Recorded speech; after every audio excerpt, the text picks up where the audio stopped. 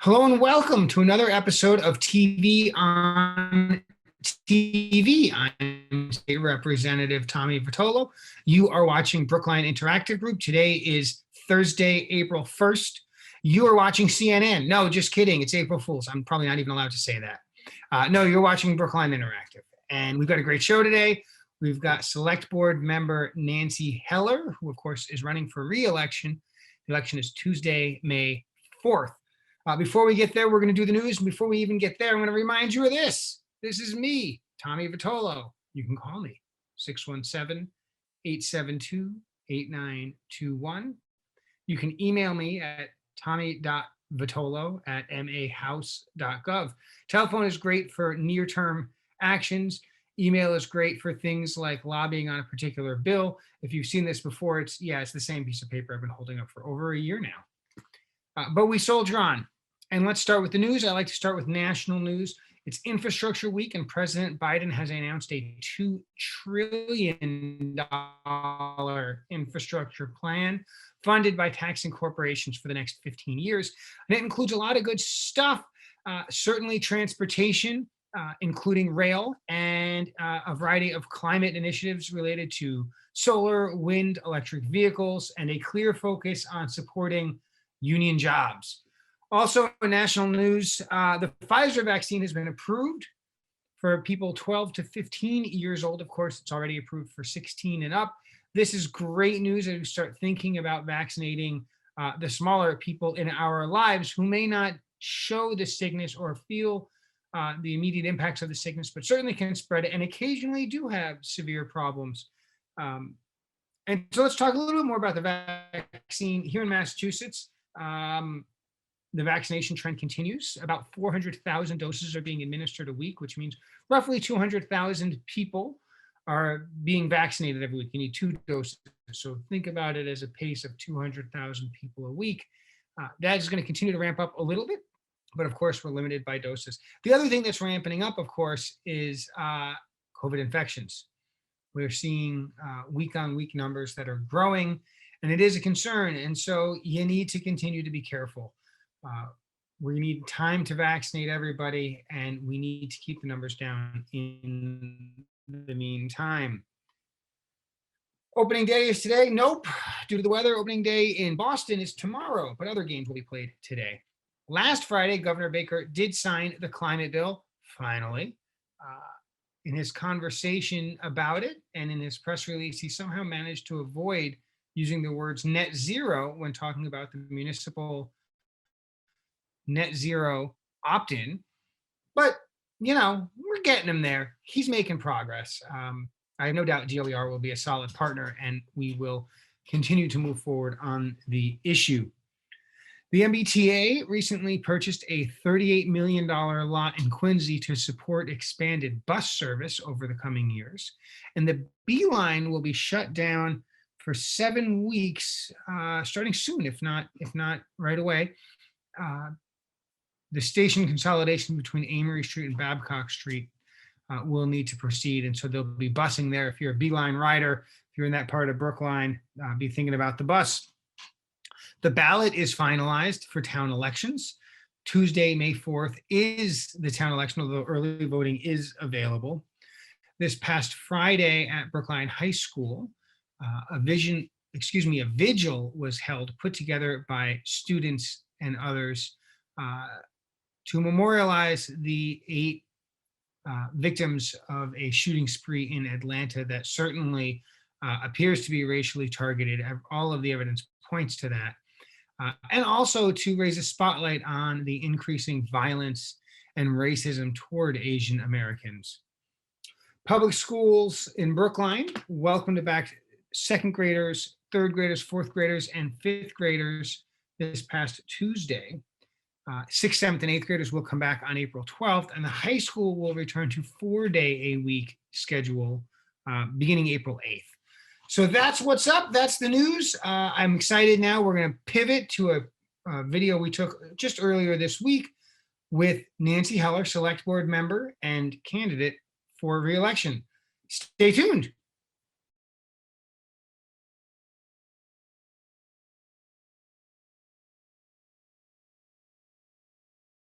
And as promised today on Brookline Interactive Group, we've got Select Board member Nancy Heller, who is running for re-election. The election, of course, is Tuesday, May 4th, Star Wars Day. Nancy, thanks for being on the show today.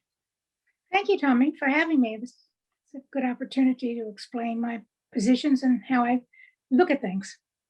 Well, before we get there, I usually ask folks whether or not they're candidates. What have you been doing from birth until now? Tell us about how you got to where you are. We want to know the path that you took. Well, I was actually grew up in, my childhood is unusual, I think, a bit unusual. I grew up in Galveston, Texas, which is a place that has many historical facts.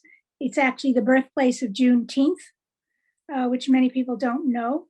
Juneteenth is the day that Blacks in America celebrate the Emancipation Proclamation, even though it wasn't Juneteenth. It was Juneteenth 1865. And the Emancipation Proclamation was in 1863. So it's 2.5 years before the slaves in the South discovered that they were actually supposed to be free. At any rate, as I say, my childhood was a bit unusual. My parents were very, very progressive, and we always discussed politics at the table, etc. My parents were, for a lot of my early childhood, I think my parents were pretty upset and worried about McCarthy, because my uncle and the rest of my family is very progressive as well, and my uncle was actually blacklisted by McCarthy. And I can remember that my parents bought our first TV for the Army McCarthy hearings in 1954. So that's sort of the backdrop. My mother worked full time. She was a scientific researcher in diseases of the blood, including sickle cell anemia and abnormal hemoglobins. But Texas had an anti-nepotism law. So she could not work at the University of Texas Medical Branch, where my parents both wanted to work.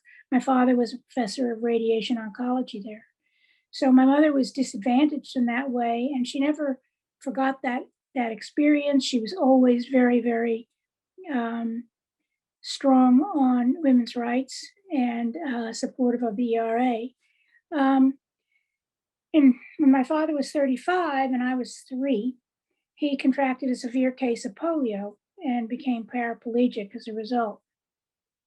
Of course, nothing was accessible then, so we really had an education in how what life was like for people with disabilities. And for instance, when we went to on vacations, we tried to escape the heat in Galveston, go on a driving vacation. My father would hire one of the custodians from the hospital to come with us to carry him places or help him get his wheelchair in and out of things. And one of my most vivid memories actually is that we could never eat in a restaurant because Howard was a Black man and no restaurant would seat us. So we ate many, many picnics, which I guess was fine with us as children, to run around more. But my parents would refuse service if Howard couldn't join us. So my family also abhorred segregation, and that had many challenges. I can recall one incident where I wanted to ride the municipal bus with my nanny, who was also Black. And we got onto the bus, and she was going home from our house. The bus stopped right outside, and I would just ride the bus back home. We went to the back, which, where she was supposed to sit because it was segregated. So the burly bus driver, I can remember he was this big guy. He saw what was happening, and he came to tell me that I had to move to the front of the bus. And I said, no, I really didn't want to do that. I wanted to be with my nanny, Nora.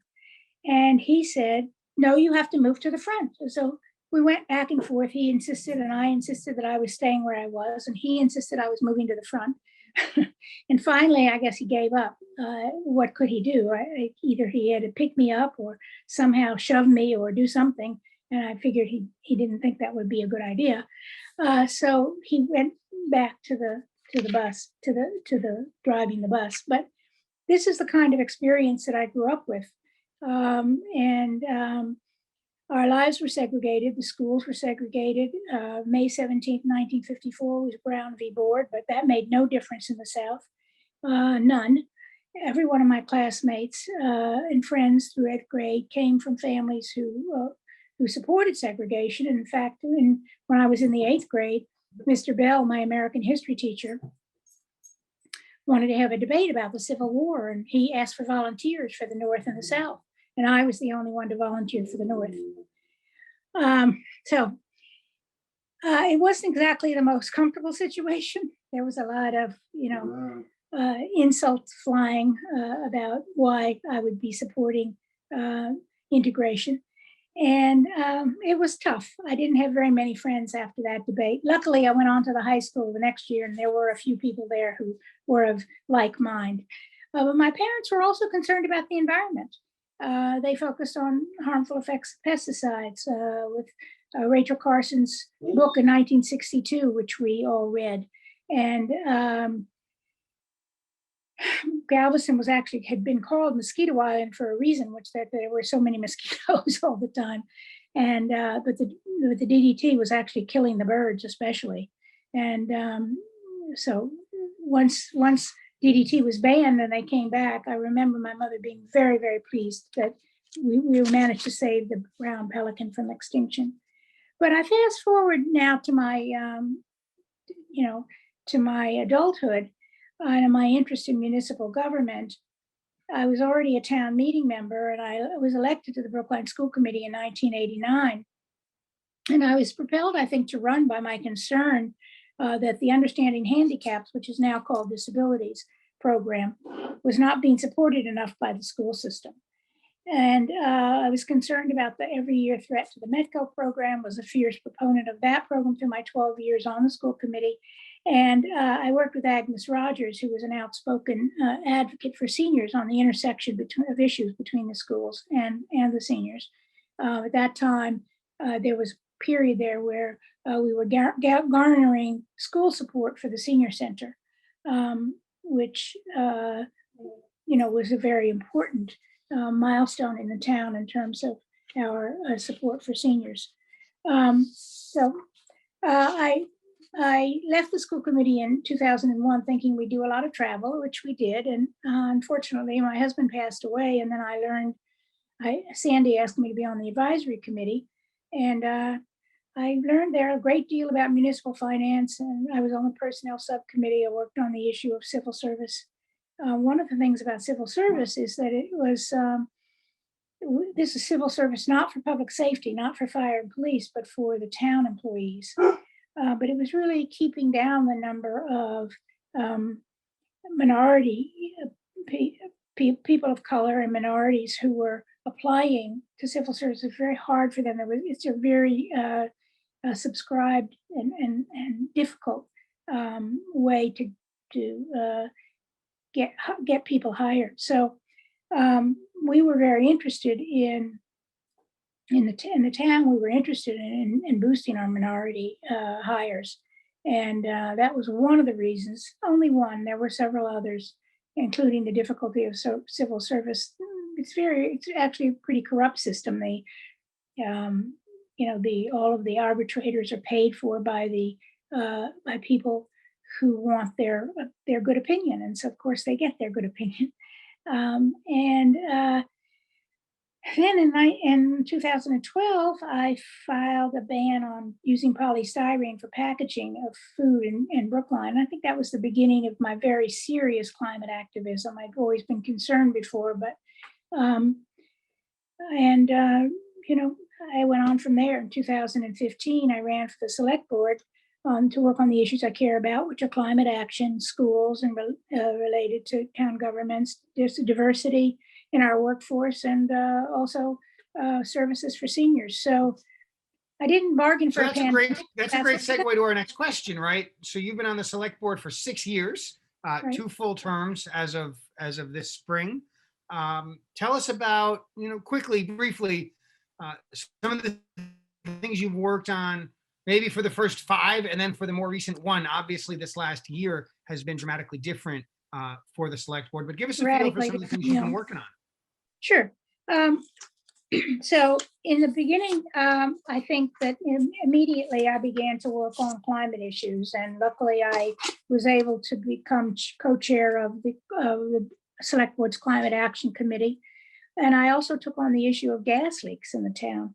The infrastructure under Brookline streets is so old that with cast iron pipes, it's over 100 years old, and they leak methane, which is even worse for the environment than just the plain gas. And we felt that National Grid was making no progress on fixing those leaks, and we were very, very concerned. So, excuse me. So I began to question National Grid at every single grant of location hearing about what, were there any leaks in the area, and what were they doing to fix it?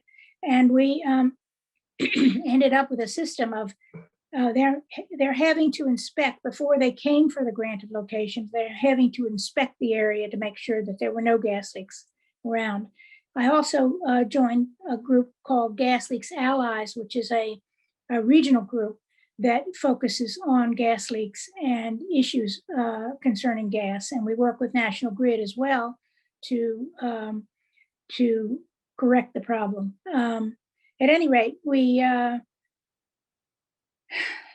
that was a busy time, and it still continues to be an issue. We have cut the gas leaks in Brookline from 350 when I started to about 260 now. So that's progress. And I know you've been working on some other things. For example, and I think you mentioned it briefly, you and I worked together on Brookline Green Electricity, which came about from a warrant article filed by Carol Oldham and yours truly. And what the warrant article did was ask the select board, sort of say, hey, select board, we at the town meeting give you the authority to go do this. And that involved some negotiations and signing some contracts, which is much more in the purview of select board than town meeting. Tell us just a little bit about Brookline Green Electricity and your role in the program. Well, I was the liaison to the committee. It was really a subcommittee of climate action that negotiated and implemented the program, designed it with a default of 25% was the first level. And now we're at 30% default. So I'm sorry, 25%, 30% what? 30% renewable energy in your electric mix, and that is in addition to whatever Eversource is already required by the state to provide. And that amount, their amount, is going up 2% a year. But still, we will never reach what we really want to do. By 2030 is a magic date, because climate scientists have told us that the catastrophic effects of climate change will be much worse after that, and that we really must reduce our gas emissions in order to get the temperature of our climate down by 2 degrees. That's a really tall order, and we don't have much time. So we've got to continue to push forward. That program also offers everyone an opportunity to opt up to 100% renewable energy. And we're still working on that. We're still encouraging that. We have signs, we have, we're trying to publicize it. We're thinking about postcards and other things to people to encourage their sign up, because that's really a critical and easy way to reduce Brookline's greenhouse gas emissions. And opt-in costs a little bit more, but you get the peace of mind. Nancy, I know you've opted up to 100%. My household has opted up. Folks can go to brooklinegreen.com and check out the details and perhaps opt up themselves. Another project I was actually just looking at on Friday at the 4 o'clock vigil for the shooting victims in Atlanta was the high school. Now, the high school has seen some changes, is undergoing some changes as we speak. Can you tell folks about what's going on at the high school and your role in that project? Right. So I am the co-chair of the Expansion Advisory Committee, BHS, and we've been at it since about 2016, when we began to work with a design of what we wanted, and we had to end up scrapping our first issues because we didn't have enough space to redesign the high school as it is. So we needed to take by eminent domain the land at the corner of Cypress and Tappan. We then designed what's called a ninth grade academy, although there will be seniors in there sometimes as well. But it's a beautiful new building at the corner of Tappan and Cypress. And if you've gone by there, you can see, if you look closely, that it actually spans the T-track. So it really allowed us to keep the building lower in height, but have it the size that we needed for at least 700 students. It's going to be a really stunning new building, and I hope people will go by. We also expanded the footprint of the high school by taking down the old Roberts Wing, which was very inaccessible, although kids used it very often as their main way to get into the high school.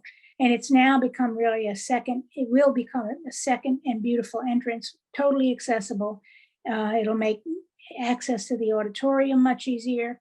It will, in addition, it's going to provide much needed and much more state-of-the-art science facilities. Our science facilities at the high school were way outdated and substandard by the state standards.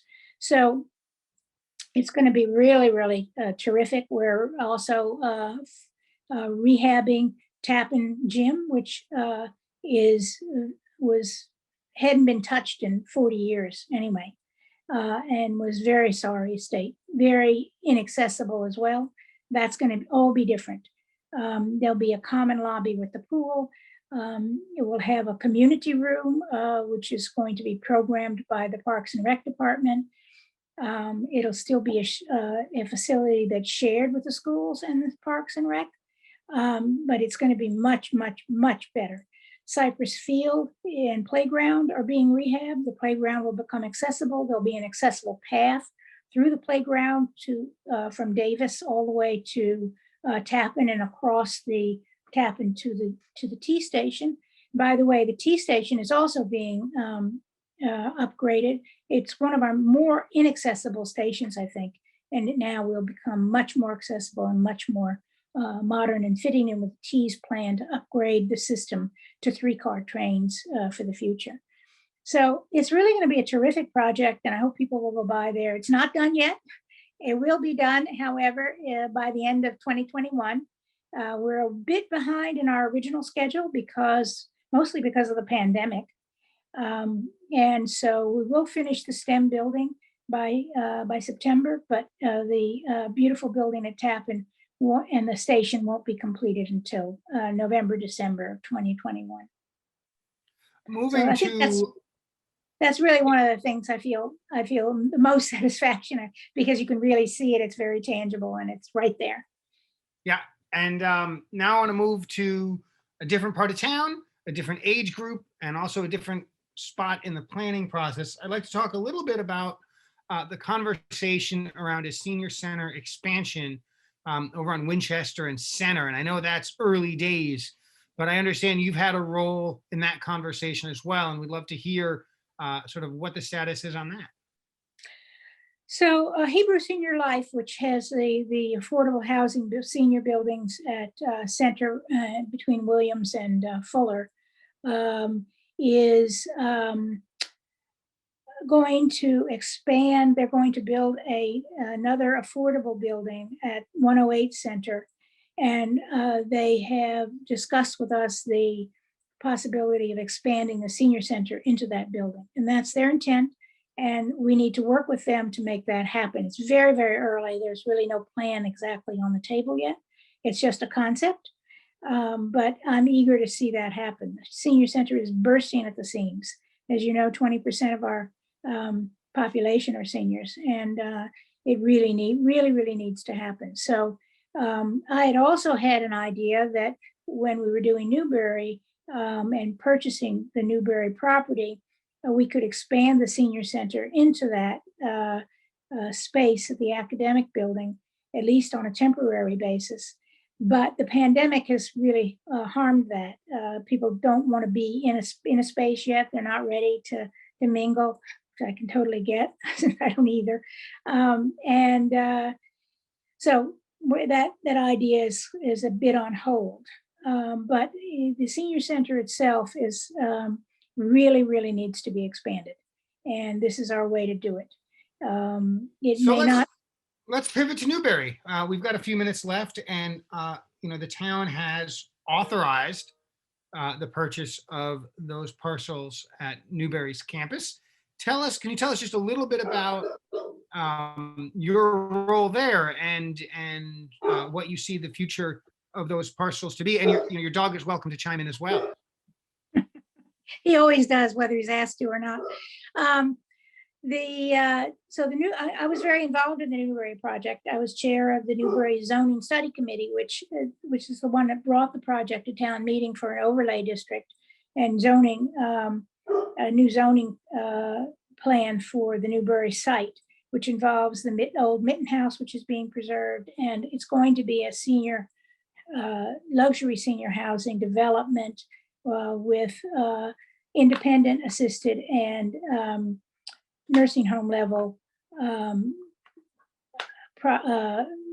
apartments. So we managed to get that through town meeting. It did very well, and the project is now starting to be constructed by a company called Welltower in coordination with a company called Balfour. And we expect it to be a very successful economically for the town, because we'll get a lot of taxes out of it, but also I think it fits a particular need. We also were able to purchase, they didn't need the entire campus. They bought the entire campus, but they didn't need it. So they were willing, as part of our deal, to sell us the piece called the West Side, which has an academic building and also a West Hall, as it's called, an old sort of Georgian type house on the property. And we have now we had a successful debt exclusion in the fall, and we've now taken possession of that. The pandemic has again halted our plans for that, because it's a usable building, the academic building. West Hall is not. It needs a lot of renovation. So we need to hopefully get some short-term use there. We have the building department in the basement. It's much better for them, much more economical for the town to have them there, as we have storage now for supplies. They don't have to go out and schlep all the way to Home Depot to get stuff. And we have a big space which we can use, and for all kinds of things, including I'd hoped to have a vaccination site there, but the state would not give us enough vaccines to make that possible. At any rate, we will engage in a long-term planning process, which we promised the town, for all kinds of Brookline needs, including housing, affordable housing, a senior center expansion, people even talking about a pool, or staff offices. So we have a lot of work to do around a planning process to engage. Again, the pandemic has kind of constrained us there, and I'm hoping that we will be able to get to it pretty soon. Nancy, we've got just under a minute left, so I want to thank you for appearing here on Brookline Interactive Group and give you 30 or 40 seconds. Tell us your webpage, give us a quick pitch. Let's end it on a bang. Nancy, it's all you. So my webpage is hellerforselectboard.com. And you will find I have a letter and a bio there, and a lot of information of who's endorsing me, and you can sign up for a lawn sign or volunteer for the campaign or make a donation, any of those things. And I hope you will. It's hellerforselectboard.com. You can spell 4 as the number 4 or the word 4. Either way, it works. And I want to stress my experience in the town and municipal governance, and my long years of dedication to the town. I really love this town. I've loved it since I've been here since 1973 with my husband, and we raised our children here, sent them through the public schools. So I'm very, very committed to Brookline. I'm running for this re-election to the select board in order to complete some of the projects that I've been involved in, and also to move the needle further, especially with regards to the climate and with seniors. And diversity in our workforce is also very important to me. And I would like to be moving toward a more just Brookline. So I thank you for your consideration, and thank you, Tommy, for having me. It's been a pleasure. Nancy, thanks for being on. I look forward to seeing you in person one of these days. One of these